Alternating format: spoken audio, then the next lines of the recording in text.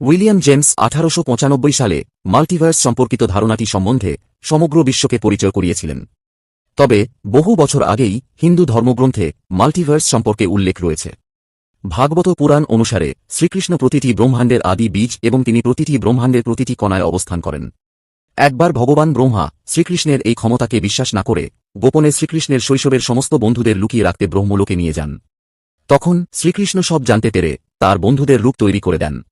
কিছু সময় পর ভগবান ব্রহ্মা শ্রীকৃষ্ণের কাছে যান এবং তাকে জিজ্ঞেস করেন তিনি এটি কিভাবে করেছেন। তখন শ্রীকৃষ্ণ বলেন, আমি সমস্ত ব্রহ্মাণ্ডের মূল বীজ। এখানে শুধু একটি ব্রহ্মাণ্ড নয়, বহু ব্রহ্মাণ্ড রয়েছে এবং প্রতিটি ব্রহ্মাণ্ডের আলাদা আলাদা ব্রহ্মা আছে এবং প্রতিটি ব্রহ্মাণ্ডে আমিই বসবাস করি।